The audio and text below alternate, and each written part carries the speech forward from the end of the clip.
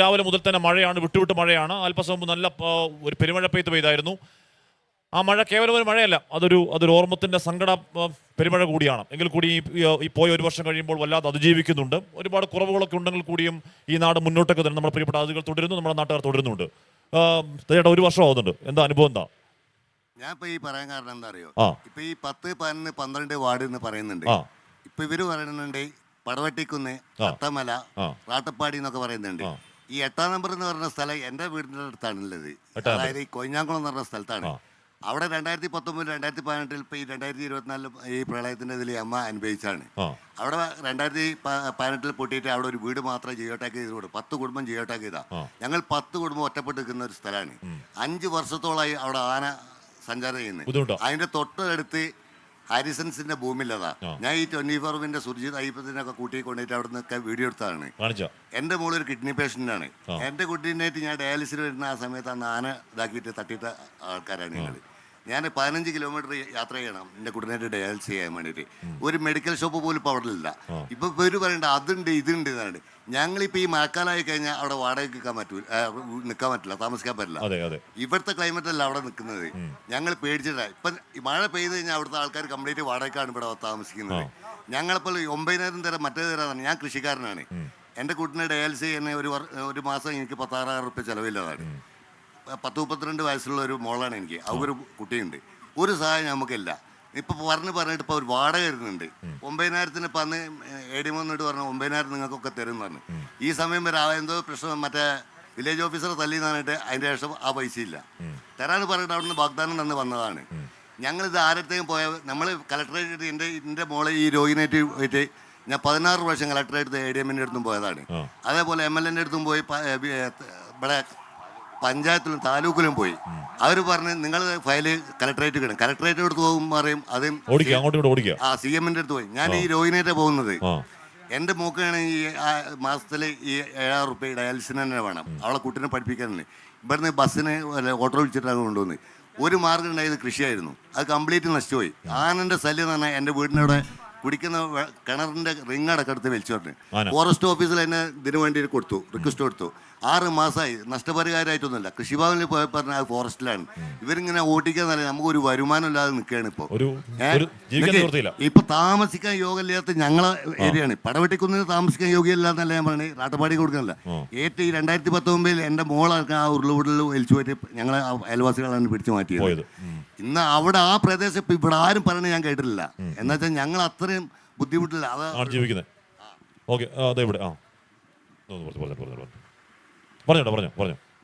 ദുരന്തം നേരിട്ട് ബാധിച്ചില്ലെങ്കിലും ഒരു പ്രദേശവാസി എന്നുള്ള നിലയ്ക്ക് കുറച്ച് ആശങ്കകൾ പങ്കുവെക്കാനാണ് ഞാൻ ഇച്ചിട്ടുള്ളത്. ഞാൻ മേപ്പാടിയാണ്, നെല്ലിമുണ്ടയാണ് താമസം. അതിൻ്റെ ഒരു 6-8 കിലോമീറ്റർ ഇപ്പുറത്താണ് താമസം. അപ്പോൾ എനിക്ക് പറയാനുള്ളത്, ഈ ചൂരൽമല പറ്റ ഉപേക്ഷിക്കാനാണോ തീരുമാനം എന്നുള്ളതാണ് ഒന്നാമത്തെ ചോദ്യം. അതായത് ചൂരൽമല കുറച്ച് കച്ചവടങ്ങളും കാര്യങ്ങളൊക്കെ ആയിട്ട് ഈ മുണ്ടക്ക ഈ പറഞ്ഞ പ്രദേശത്തുള്ള എല്ലാ ആളുകൾക്കും ഉള്ള ആശങ്ക പോലെ തന്നെയാണ് ഈ ദുരന്തം നേരിട്ട് ബാധിക്കാതെ അതിന് ഈ ചുറ്റുവട്ടത്ത് ജീവിക്കുന്ന മനുഷ്യരുടെ പ്രശ്നങ്ങൾ. ആ മനുഷ്യരുടെ പ്രശ്നങ്ങൾ എന്ന് വെച്ചാൽ അവർക്ക് അവിടെ ഈ പല വിധത്തിലുള്ള തൊഴിൽ ചെയ്യുന്നവർക്ക് ഇതിനനുബന്ധിച്ച് തൊഴിലില്ലാതെയായിട്ടുണ്ട്. ഒരുപാട് പണക്കാർ പല ഇൻവെസ്റ്റ്മെന്റുകളും ചെയ്ത് അവിടേക്ക് പോകാൻ വരെ പറ്റാതെ വളരെ അവരെ ഈ പണമുള്ളവരെ കാണുമ്പോൾ പാവപ്പെട്ട ആളുകൾ അസൂയപ്പെടുന്ന ഒരു സ്വഭാവം അല്ലല്ലോ വേണ്ടത്. പണമുള്ളവർ നിലനിന്നാലല്ലേ പാവപ്പെട്ടവർക്ക് വല്ല പണിയോ തൊഴിൽ എന്തെങ്കിലും ഉണ്ടാവുള്ളൂ. അപ്പൊ ഈ ദുരന്തം നേരിട്ട് ബാധിക്കാത്ത കുറച്ച് പ്രദേശങ്ങൾ അവിടെ നിൽക്കുന്നുണ്ട്. അട്ടമല പോലുള്ള, അതേപോലെ പിന്നെ മുണ്ടക്കായി പക്ഷെ അതിന്റെ എന്താ പേര് എനിക്ക് പറയാൻ അറിയില്ല. അത് ഇവിടെയുള്ള ആളുകളാരും പറയട്ടെ. ആ ഭാഗങ്ങളൊന്നും ഒരു കേടും പറ്റാതെ ഇപ്പൊ തന്നെ അവിടെ നിൽക്കുന്നുണ്ട്. അപ്പോൾ അതെല്ലാം ഉപേക്ഷിക്കുകയാണോ ചെയ്യുന്നത്? അതിന് മറുപടിയൊക്കെയാണ് വേണ്ടിയിട്ടാണ് ഞാൻ ഒരു മിനിറ്റ് ഒരു കാര്യം കൂടി. അവിടേക്ക് പോകാനുള്ള വഴി 198 കോടി എങ്ങാണ്ട് ഉരുളങ്കല്ല് പറക്കി കളയാനിട്ട് പിന്നെ ഫണ്ട് വെച്ചിട്ടുണ്ട് എന്ന് പറഞ്ഞു. ആ തോട്ടിൽ ഉരുളങ്കല്ല് പറക്കി കളയാനാണെന്ന് തോന്നുന്നു 198 കോടി. അല്ല, അതെ, ഈ മറ്റേ നമ്മുടെ സങ്കീർണമായ പ്രശ്നങ്ങൾ ഉണ്ടെന്ന് വെക്കാം. ഈ ഭൂമി എടുക്കുന്നതിനെ സംബന്ധിച്ച് ഫോറസ്റ്റിന്റെയും ഈ പിന്നെ തോട്ടം മേഖലയൊക്കെ ആയതുകൊണ്ട് കുറച്ച് സങ്കീർണതകൾ അതിലുണ്ട്. നമുക്ക് അതിനുള്ള ബുദ്ധിയുണ്ട് നമുക്ക് മനസ്സിലാക്കാൻ. പക്ഷെ ഇത്തരം പ്രവർത്തനങ്ങൾ നടക്കാൻ എന്തിനാണ് ഈ 1 വർഷം കാത്തിരിക്കുന്നതെന്ന് എനിക്ക് മനസ്സിലാകാത്തത് ചോദ്യം. ഒന്ന്. പിന്നെ രണ്ടാമത് ഇവിടെ ഈ കണക്കിൻ്റെ കാര്യം പറഞ്ഞല്ലോ. ഒരു വീട്ടിൽ എത്ര പേഷ്യൻ ഗേറ്റ് ഉണ്ട്, എത്ര പട്ടികളുണ്ട്, എത്ര കോഴികളുണ്ട് എന്ന് അറിയാൻ ഇവിടെ അയൽക്കൂട്ടങ്ങളും സംവിധാനങ്ങളും പെണ്ണുങ്ങളും ഒക്കെ വീടുകൾ കയറി ഇറങ്ങുന്ന ഈ കാലഘട്ടത്തിൽ ഇവിടെയുള്ള മനുഷ്യരെ ഒരു കാര്യത്തിൽ ഉൾപ്പെടുത്താതെ എങ്ങാണ്ടെന്ന് വന്ന ഞങ്ങളൊക്കെ പണ്ട് ഇവിടെ പറയാം, നിങ്ങളെ നാട്ടിൽ പറയുന്ന റാഷ്മിന്റെ നാട്ടിൽ പറയുന്ന അറിയില്ല, മത്തായി പറഞ്ഞ പോലെയാണ്. അപ്പൊ ഈ മത്തായിനെ ഏൽപ്പിച്ചേ എന്തിനാണ് ഈ മത്തായിനെ ഏൽപ്പിച്ചത് എന്ന് എനിക്ക് മനസ്സിലാകുന്നില്ല. ഈ മത്തായി ആരാന്ന് എനിക്ക് അറിയുന്നില്ല. അപ്പൊ അതിനെ കുറിച്ച് എന്തെങ്കിലും ഒരു ആശങ്ക. മത്തായി വന്നതിനെ കുറിച്ച് ഒരു സംശയം ഉണ്ട്. മത്തായി എങ്ങനെ എവിടുന്ന് എങ്ങനെ അവതരിച്ചു എന്നൊരു പ്രശ്നമുണ്ട്. തീർച്ചയായിട്ടും നമ്മൾ മത്തായി കളിയാക്കല്ല. അത് അതാണ് ഒരു 4 മാസത്തിന് ശേഷം മത്തായി പെട്ടെന്ന് അവതരിക്കുകയാണ്. മത്തായി വരുന്നു, കുറ്റിയടിക്കുന്നു, ഇനി മുതൽ അങ്ങോട്ട് കടക്കാൻ പാടില്ല എന്ന് പറയുന്നു. ഞങ്ങളൊക്കെ അപ്പൊ തന്നെ ഇടപെട്ടു.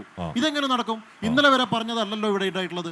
അതുകൊണ്ട് ഇനി അത് നടക്കില്ല, മത്തായിന്റെ കുറ്റിയും ഇതൊന്നും ഇവിടെ നടക്കില്ല എന്ന് ഞങ്ങൾ ശക്തമായിട്ട് എതിർത്തു. അതിനെതിരെ സമരം നടത്തി. പിന്നെ മത്തായി ഒന്നും പിന്നെ കണ്ടില്ല. പക്ഷെ പിന്നീടും ഇത് ആരും അറിയാതെ ആരൊക്കെയോ ഇത് ഉള്ളിൽ കൂടെ കൊണ്ടുവന്ന് പിന്നെയും കുറ്റി മാറ്റിയടിക്കുന്നു. ഇങ്ങനെ മത്തായിനെ കൊണ്ടുവരേണ്ടത് ചില ആളുകളുടെ നിക്ഷിപ്ത താല്പര്യമായിരുന്നു. അവിടേക്ക് വീണ്ടും ഈ പാവങ്ങളെ അവിടെ പുനരധിവസിപ്പിക്കണം, അവിടെ തന്നെ ജീവിപ്പിക്കണം എന്നുള്ളത് ഒരു അജണ്ടയുടെ ഭാഗമായിരുന്നു. അതുകൊണ്ട് തന്നെയാണ് ഈ നേരത്തെ പറഞ്ഞതുപോലെ ആടിൻ്റെയും കോഴിൻ്റെയും പട്ടീൻ്റെയും അടക്കം കണക്കെടുക്കുന്ന ആളുകൾക്ക് അവിടെ മരിച്ചുപോയ ആളുകളുടെ വിവരമില്ല, വീട് നഷ്ടപ്പെട്ടു പോയ ആളുകളുടെ വിവരമില്ല, മറ്റൊരു വിവരമില്ല എന്ന് പറയുന്നത് ഒക്കെ ഇതിൻ്റെ ഒരു നിഗൂഢത ഇതിന്റെ പിന്നിലുണ്ട്. മത്തായി വന്നതും ഈ ലിസ്റ്റില്ലാത്തതും ഒക്കെ ഇതിന്റെ പിന്നിൽ. ഫ്രാൻസിസ്, ഇവിടെ നമ്മളന്ന് ആ ദുരന്ത സമയത്ത് കുറെ അധികം ആളുകൾ അഭയം പ്രാപിച്ച റിസോർട്ട്, ട്രീ വാലി എന്ന റിസോർട്ടിന്റെ പേര് ഷുക്കൂർ എന്നാണ് അതിന്റെ ഉടമസ്ഥന്റെ പേര്. ഷുക്കൂർ 3-4 പേര് ഉണ്ട്. അവരുടെ ജീവിതത്തിന് ആകെ സമ്പാദ്യം എടുത്തുണ്ടാക്കിയ റിസോർട്ടാണ്. ആ റിസോർട്ട് ഇപ്പോഴും തുറക്കാൻ കഴിഞ്ഞിട്ടില്ല. ഈ ഷുക്കൂർ പോലും ഈ പറഞ്ഞ ലിസ്റ്റിലില്ല. അദ്ദേഹത്തിന്റെ ഈ പറഞ്ഞ എല്ലാ അതിന്റെ പ്രശ്നം എന്താണ്? അദ്ദേഹത്തിന് റേഷൻ കാർഡ് ഇല്ലെന്നാണ് പറയുന്നത്. അദ്ദേഹം കുറേ നാൾ ഗൾഫിലായിരുന്നു. ഇവിടെ ഈ നാട്ടിൽ ഒന്ന് റേഷൻ കാർഡാണ് ആവശ്യം ഉണ്ടായിരുന്നില്ല. ഞാൻ പറഞ്ഞത് ഈ പറഞ്ഞ സാങ്കേതികതയുടെ ഈ നൂലിഴകേറൽ നമുക്ക് നിർത്തിക്കൂടെ? ഇതിനെ ഒരു മനുഷ്യാവകാശം എന്ന് കണ്ടുകൂടെ അതിനെ? അല്ല, ഇതില് എനിക്ക് കുറച്ച് സമയം തരണം. ഞാൻ നേരത്തെ ഹാഷ്മിനോട് ചോദിച്ചിരുന്നു. കാരണം നിരവധിയായിട്ടുള്ള ചോദ്യങ്ങൾ സർക്കാരിലേക്ക് വരികയാണ്. സർക്കാരിലേക്ക് വരുന്നതിന് ഒരു പോസിറ്റീവായ വശം കൂടിയുണ്ട്. പണ്ടാരോ പറഞ്ഞിട്ടുണ്ട്, മാങ്ങയുള്ള മാവിലെ കല്ലെറിയുള്ളൂ. കാരണം നാളിതുവരെ ഈ ദുരന്തമുണ്ടായിട്ട് 1 വർഷം പൂർത്തിയാകുമ്പം 1 രൂപ പോലും ചൂരൽമല മുണ്ടക്കൈക്കാർക്ക് വേണ്ടി മാറ്റിവെക്കാൻ വേണ്ടി തയ്യാറാകാത്ത കേന്ദ്ര സർക്കാരിൻ്റെ പ്രതിനിധി അവിടെ നിൽക്കുന്നുണ്ട്. പിരിച്ച പൈസ പുട്ടടിച്ച UDFന്റെ പ്രതിനിധി ഇവിടെ നിൽക്കുന്നുണ്ട്. അപ്പോൾ ചോദ്യം സ്വാഭാവികമായിട്ട് ഇങ്ങോട്ട് വരും. അത് സ്വാഭാവികമാണ്. അപ്പം എനിക്ക് കുറച്ച് സമയം തരണം. ഒന്നാമത്തെ കാര്യം നമ്മൾ ആദ്യം ഇവിടെ ചർച്ച തുടങ്ങിയ സമയത്ത് എന്തുകൊണ്ടാണ് നമ്മുടെ ടൗൺഷിപ്പിൻ്റെ നിർമ്മാണം ഇത്ര വൈകുന്നത് എന്ന ചോദ്യം ഇവിടുന്ന് ഭൂരിഭാഗം ആളുകളും ചോദിച്ചു. ഇവിടെ ഇരിക്കുന്ന ആളുകളെ സംബന്ധിച്ചോളം അത് വലിയൊരു ആശങ്കയാണെന്ന് ഞാൻ മനസ്സിലാക്കുന്നത്. ആ ആശങ്കയാണ് ആദ്യം പരിഹരിക്കാൻ വേണ്ടിയിട്ട്. അതിൻ്റെ എന്താണ് വസ്തുത എന്ന് ഇനിയെങ്കിലും നമ്മൾ ചർച്ച ചെയ്യണം. ഇപ്പം ചൂരൽമല ദുരന്തമുണ്ടായി, അതിനുശേഷം സർക്കാർ എന്ന നിലയ്ക്ക് ഒരു ടൗൺഷിപ്പ് എന്ന ആശയം മുന്നോട്ട് വെക്കുന്നത് മുണ്ടക്കൈ ചൂരൽമലക്കാരുടെ ആവശ്യം കൂടി പരിഗണിച്ചുകൊണ്ടാണ്. കാരണം ഞങ്ങൾ ഒരുമിച്ച് നിൽക്കാൻ ആവശ്യമായിട്ടുള്ള സാഹചര്യം ഒരുക്കണമെന്ന് ചൂരൽമലയിലെയും മുണ്ടക്കയിലെയും പ്രദേശവാസികളായ ദുരന്തബാധിതരായിട്ടുള്ള ആളുകളാണ് ആവശ്യം മുന്നോട്ട് വെക്കുന്നത്. ആ ആവശ്യം പരിഗണിച്ചുകൊണ്ട് ഒക്ടോബർ മാസം 4-ാം തീയതി, അതായത് ദുരന്തമുണ്ടായി കൃത്യം 2 മാസം പൂർത്തിയാകുമ്പോൾ ഒരു ടൗൺഷിപ്പ് എന്ന ആശയം സർക്കാർ മുന്നോട്ട് വെച്ചു. ആ ടൗൺഷിപ്പ് എന്ന ആശയം മുന്നോട്ട് വെക്കുകയും ടൗൺഷിപ്പ് ഏറ്റെടുക്കാൻ ആവശ്യമായിട്ടുള്ള, നടപ്പിലാക്കാൻ ആവശ്യമായിട്ടുള്ള ഭൂമി ഏറ്റെടുക്കുന്നതിന് വേണ്ടി 5 ഭൂമി പ്രാഥമികമായി കണ്ടെത്തി. ആ 5 ഭൂമിയിൽ വിദഗ്ധ സമിതിയെ ഉപയോഗിച്ചുകൊണ്ട് വിദഗ്ധമായി അതിൻ്റെ എല്ലാ സാധ്യതകളും പരിശോധിച്ചുകൊണ്ട് 2 ഭൂമിയിലേക്ക് ലിസ്റ്റ് ചെയ്യുകയും ചെയ്തു. ഒക്ടോബർ 4-ാം തീയതിയാണ് ഈ ആശയം മുന്നോട്ട് വെക്കുന്നത്. ഒക്ടോബർ 12-ാം തീയതി ഈ അന്തിമ ലിസ്റ്റിൽ വന്ന 2 തോട്ടമുടമകളും ഈ സർക്കാർ ഏറ്റെടുക്കുന്നതുമായി ബന്ധപ്പെട്ട് ആക്ഷേപം ഉന്നയിച്ചുകൊണ്ട് കോടതിയിൽ പോയി. പിന്നീട് നീണ്ട കോടതി നടപടികളുടെ കാലഘട്ടമായിരുന്നു. 2025 മെയ് 24-ാം തീയതി, അതായത് 6 മാസം പൂർത്തിയാകുന്നതിനടുത്ത് വരുന്ന സമയം, 2025 മെയ് 24-ാം തീയതി സർക്കാർ 26 കോടി രൂപ കോടതിയിൽ കെട്ടിവെച്ചുകൊണ്ട് ഭൂമി ഏറ്റെടുക്കുന്നതുമായി ബന്ധപ്പെട്ട നടപടിക്രമങ്ങൾ ആരംഭിച്ചു. അതേ മാസം, അതായത് മെയ് മാസം 27-ാം തീയതി സർക്കാർ തറക്കല്ലിട്ടു, പ്രസ്തുത ഭൂമിക്ക് തറക്കല്ലിട്ടു. ഏപ്രിൽ മാസം 11-ാം തീയതി കോടതി വീണ്ടും കൂടുതലായി കെട്ടിവെക്കണമെന്ന 17 കോടി രൂപ കൂടി കെട്ടിവെച്ചുകൊണ്ട് പ്രസ്തുത ഭൂമി അവിടുത്തെ ഉദ്യോഗസ്ഥന്റെ പേരിലേക്ക്, അതായത് ഈ നടത്തിപ്പുമായി ബന്ധപ്പെട്ട ഉദ്യോഗസ്ഥന്റെ പേരിലേക്ക് സർക്കാർ കൈമാറ്റം ചെയ്യുന്ന നടപടിക്രമങ്ങൾ പൂർത്തിയാക്കി. ഈ നടപടിക്രമങ്ങൾ പൂർത്തിയാക്കുന്നതിന് കൃത്യമായി ഞാൻ പറഞ്ഞ ഡേറ്റ് കൃത്യമാണ്. ഒക്ടോബർ 4-ാം തീയതിയാണ് സർക്കാർ ആശയം മുന്നോട്ട് വെക്കുന്നത്. ആദ്യമായി കേസ് എന്ന നിലയ്ക്ക് ഈ ബന്ധപ്പെട്ട ആളുകൾ കേസ് നൽകുന്നത് ഒക്ടോബർ 12-ാം തീയതിയാണ്. സർക്കാർ എല്ലാ നടപടിക്രമങ്ങളും കോടതി നടപടികൾ പൂർത്തിയാക്കി ഈ ഭൂമി സർക്കാരിന്റെ കയ്യിലേക്ക് ലഭിക്കുന്നത് ഏപ്രിൽ 11. ആശ്മി, അത് പറയാൻ എനിക്ക് അവസരം തരണം. അവസാനിച്ചില്ല. അത് പറയാൻ അവസരം തരണം. അതായത് 6 മാസം സമയമെടുത്തു. 6 മാസം സമയം. ആ 6 മാസം സമയത്തിനുള്ളിൽ സർക്കാർ വെറുതെ ഇരിക്കുകയല്ല ചെയ്തത്. അതുകൂടി മനസ്സിലാക്കണം. എന്താ ചെയ്തത്? അവിടുത്തെ പ്രാഥമികമായിട്ടുള്ള സർവേ നടപടികൾ പൂർത്തിയാക്കി, പ്ലാൻ തയ്യാറാക്കി, അതുപോലെ തന്നെ ആരാണ് നിർമ്മാണം നടത്തേണ്ടത് എന്നുള്ള ഏജൻസിയെ നിശ്ചയിച്ചു. ആ ഏജൻസിയുമായി ബന്ധപ്പെട്ട നടപടിക്രമം പൂർത്തിയാക്കി. സ്പോൺസർഷിപ്പുമായി ബന്ധപ്പെട്ട ആളുകളുടെ യോഗം വിളിച്ച് അവർക്ക് ആവശ്യമായിട്ടുള്ള ആ നടപടിക്രമങ്ങൾ പൂർത്തിയാക്കി, അവരുമായിട്ടുള്ള എഗ്രിമെന്റ് നടപടികൾ പൂർത്തിയാക്കി. 6 മാസം കൊണ്ട് പേരലായി ഇതേ പ്രവർത്തനം നടത്തി. 6 മാസം, അതായത് ഏപ്രിൽ 11-ാം തീയതിയാണ് ഈ പ്രവർത്തനങ്ങൾ മുഴുവൻ അവസാനിക്കുന്നത്. ഏപ്രിൽ 13-ാം തീയതി അവിടെ നിർമ്മാണ പ്രവർത്തനം ആരംഭിച്ചു. ഒറ്റ മിനിറ്റ്, അതൊക്കെ ഞാൻ പറഞ്ഞല്ലോ.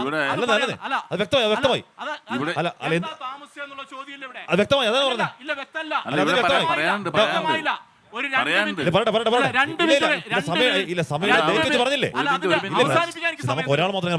പറഞ്ഞ പോയിന്റ് അവസാനിപ്പിക്കാൻ സമയം തരും.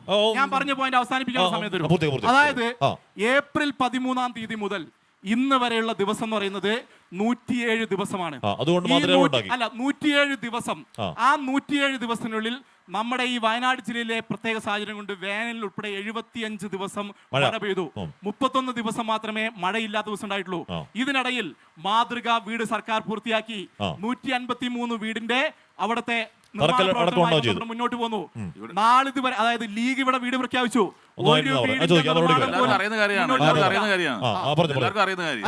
ഇവിടെ ഉരുൾപൊട്ടലുണ്ടായി. താമസിച്ചു എന്ന് പറഞ്ഞത്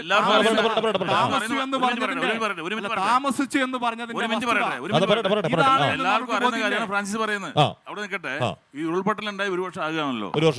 ഈ ഉരുൾപൊട്ടലുണ്ടായി ദുരന്തം നമ്മൾ നേടുന്ന ദുരന്ത നിവാരണം നടത്തി പുനരധിവാസ ബന്ധപ്പെട്ടുള്ള കാര്യങ്ങളിൽ ഗവൺമെന്റ് ഗുരുതരമായ വീഴ്ച ഉണ്ടായിട്ടുള്ളത്.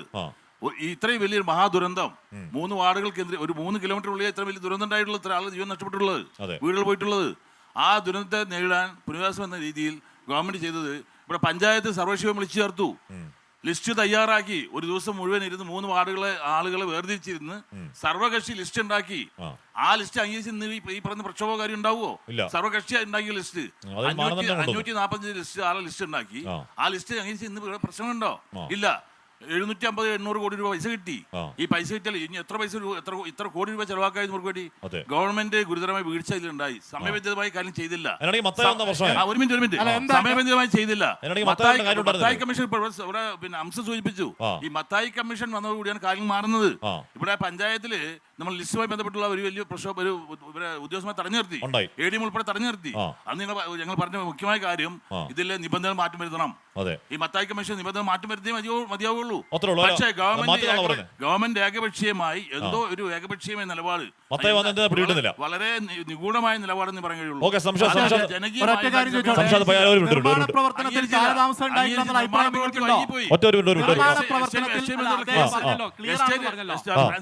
ചോദ്യം ചോദിക്കാണ്. നിർമ്മാണ പ്രവർത്തനങ്ങൾക്ക് കാലതാമസം ഉണ്ടായിട്ടില്ല എന്നുള്ള അഭിപ്രായം എസ്റ്റേറ്റ് ബന്ധപ്പെട്ട് ഞാൻ പറഞ്ഞ ഇവിടെ ഭൂമി കണ്ടെത്താൻ ഗവൺമെന്റ് സ്വീകരിച്ച മാർഗം, അവിടെ എസ്റ്റേറ്റിന് ഭൂമി കണ്ടെത്താൻ അവിടെ സ്വീകരിച്ച മാർഗം ആ എസ്റ്റേറ്റുമായി സംസാരം നടത്തിയില്ല, ചർച്ച നടത്തിയില്ല.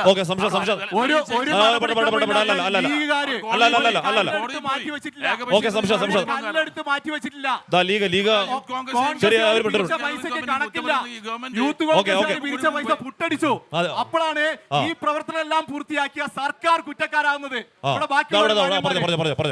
1 രൂപ തരാത്ത കേന്ദ്ര സർക്കാർ എവിടെ കിടക്കുന്നു? കാതലായ ഒട്ടേറെ പ്രശ്നങ്ങൾ നിലനിൽക്കുകയാണ്. ദുരന്തം കഴിഞ്ഞിട്ട് ഒരു വർഷം കഴിഞ്ഞു. ഒരു വർഷം കഴിഞ്ഞു. ഇവിടെ ഇപ്പോഴും പറയുന്നില്ല അവിടെ നഷ്ടപ്പെട്ടത് കേവലം ഒരു വീട് മാത്രമല്ല, 5 സെന്റ് ഭൂമി മാത്രമല്ല. നഷ്ടപ്പെട്ടതിന് നഷ്ടപരിഹാരം നൽകേണ്ട ബാധ്യത ആർക്കാണ്?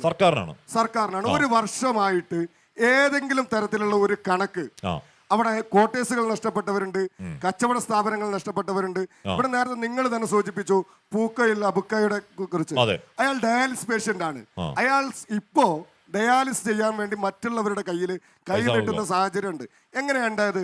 മാസം 50,000-ലധികം രൂപ വാടക മാത്രം കിട്ടിയിരുന്ന ഒരു മനുഷ്യനാണ്. അയാളുടെ ബിൽഡിങ്ങുകൾ പൂർണ്ണമായും നഷ്ടപ്പെട്ടു. 1 രൂപ ഈ സമയം വരെ നഷ്ടപരിഹാരം കൊടുത്തിട്ടില്ല. നഷ്ടപരിഹാരം കണക്കാക്കി അത് കൊടുക്കേണ്ട ബാധ്യത ആർക്കാണ്? സർക്കാരിനാണെന്നാണ് ഞാൻ മനസ്സിലാക്കുന്നത്. കാരണം ഞാനും നിങ്ങളൊക്കെ ടാക്സ് അടക്കുന്നത് സർക്കാരിനാണ്. ഈ 1 വർഷത്തിനിടക്ക് അത്തരം ഒരു നീക്കവും ഉണ്ടായിട്ടില്ല. ഇവിടെ ഫ്രാൻസിസ് ഒരു കാര്യം പറഞ്ഞിട്ടുണ്ട്, അതിലേക്ക് വരാം. അതിനു മുമ്പ് 1 മിനിറ്റ് സമയം എനിക്ക് തരാം. ഏറ്റവും അവസാനം SSLC +2 റിസൾട്ട് വന്നു. ഈ മുണ്ടക്കയിലെ ഒരു കുട്ടി പഠിക്കുന്നത് 47 കിലോമീറ്റർ അപ്പുറത്തുള്ള തളിപ്പുഴയിലാണ്. +1 അലോട്ട്മെന്റ് കിട്ടിയതാണ്. ഏത് കുട്ടിയാണെന്ന് നിങ്ങൾക്ക് മനസ്സിലാക്കണം. അവരെ കൂടെ പഠിച്ച കുട്ടികൾ പലരും നഷ്ടപ്പെട്ട് മാനസികമായ പ്രയാസം നേരിടുന്ന കുട്ടികൾക്ക് അവർ പ്രത്യേകമായ സാഹചര്യത്തിൽ മേപ്പാടിയിൽ ഒരു സ്കൂൾ തയ്യാറാക്കി അവിടെ പഠിക്കുന്ന കുട്ടികളാണ്. പനമരത്ത് അഡ്മിഷൻ കിട്ടിയ കുട്ടികളുണ്ട്. ഈ കുട്ടികൾക്കെങ്കിലും ഒരു മിനിമം സംവിധാനം, അവർക്ക് അഡ്മിഷൻ നേടാനുള്ള +1 അലോട്ട്മെന്റിന് പ്രാഥമികമായി അവർക്ക് ഏതെങ്കിലും ഒരു സ്ഥലത്ത് അവർ ജീവിക്കുന്ന സ്ഥലത്ത് അലോട്ട്മെന്റ് കൊടുക്കാൻ കഴിഞ്ഞിട്ടില്ല. +2 റിസൾട്ടിലും ഇതേ രീതിയിലാണ് ഉണ്ടായിട്ടുള്ളത്. കാതലായ പ്രശ്നങ്ങൾ. കാരണം കുട്ടികളുടെ വിദ്യാഭ്യാസവുമായി ബന്ധപ്പെട്ട് MBBS-നടക്കം പഠിക്കുന്ന കുട്ടികൾ ഈ പ്രദേശത്ത്, ദുരന്തബാധിത പ്രദേശത്തുണ്ട്. ഓരോ സെമസ്റ്ററിനും ലക്ഷക്കണക്കിന് രൂപ ഫീസ് കൊടുക്കേണ്ട മക്കളുണ്ട്. ഈ മക്കളുടെ വിദ്യാഭ്യാസവുമായി ബന്ധപ്പെട്ട് ഈ സമയം വരെ 1 രൂപ. ഒരു കാര്യം കൂടി, ഇവിടെ ഈ ദുരന്തത്തിൽ എത്ര പേർക്ക് ഗുരുതരമായി പരിക്കേറ്റിട്ടുണ്ട്? മുബീന എന്ന് പറയുന്ന സഹോദരി 1 വർഷത്തിനിടയ്ക്ക് എത്ര സർജറിക്ക് വിധേയമായിട്ടുണ്ട്? 8 ലക്ഷം രൂപയിലധികം മുബീനയുടെ ചികിത്സയുമായി ബന്ധപ്പെട്ട് അവർക്ക് ചെലവുണ്ട്. ആരാണ് ഈ പണം കൊടുത്തത്? സർക്കാർ എന്താണ് കൊടുത്തത്?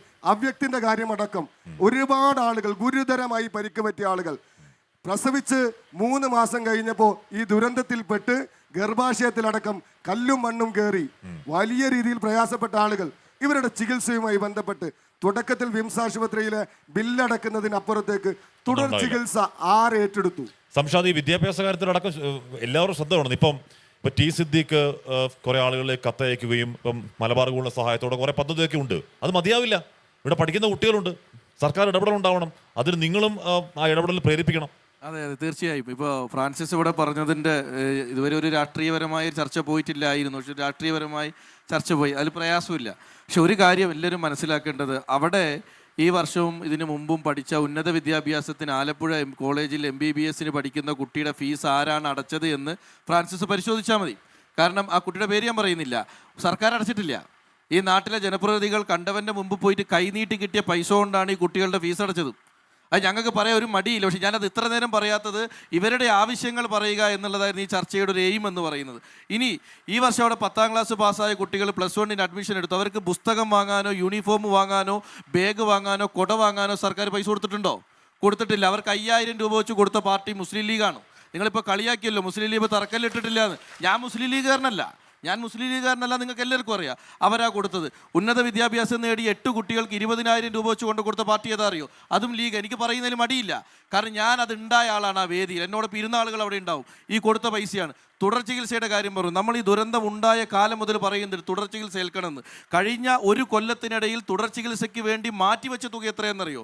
5 ലക്ഷം രൂപ. മുബീനയ്ക്ക് മാത്രം ചെലവായ തുക എത്രയാണെന്നറിയോ? 8 ലക്ഷമാണ്.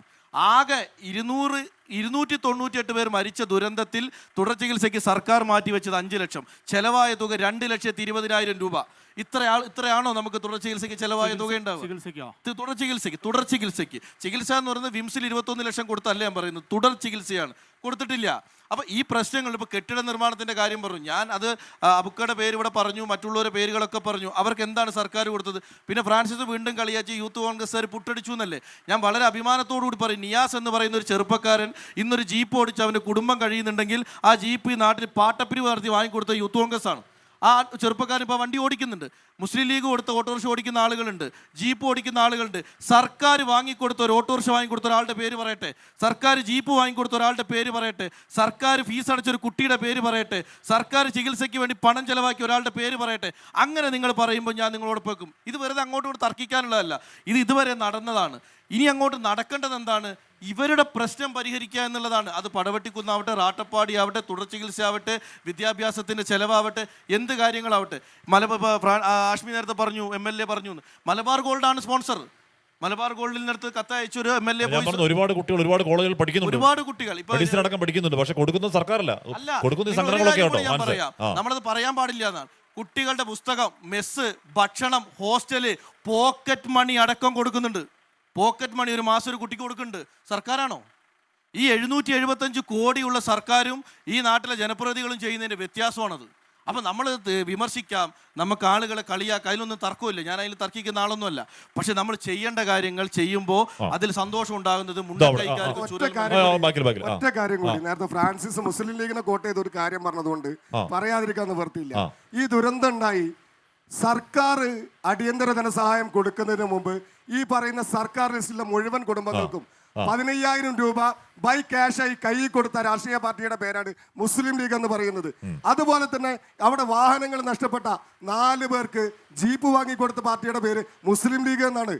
അത് CPM എന്നല്ല, ഫ്രാൻസിസ് രാഷ്ട്രീയം പറഞ്ഞതുകൊണ്ട് തന്നെ പറയാം. അവിടെ ഓട്ടോറിക്ഷ നഷ്ടപ്പെട്ട ഇവിടെ നിൽക്കുന്ന അശോകേട്ടനടക്കം പറയണ്ട എന്ന് കരുതുക, അവർക്ക് ഓട്ടോറിക്ഷ വാങ്ങിക്കൊടുത്ത പാർട്ടിയുടെ പേര് മുസ്ലിം ലീഗ് എന്നാണ്. മുസ്ലിം ലീഗ് ഭൂമി എടുത്തിട്ടുണ്ടെങ്കിൽ, മുസ്ലിം ലീഗ് പ്രഖ്യാപിച്ചിട്ടുണ്ടെങ്കിൽ ആ വീട് അവിടെ വരികയും ചെയ്യും.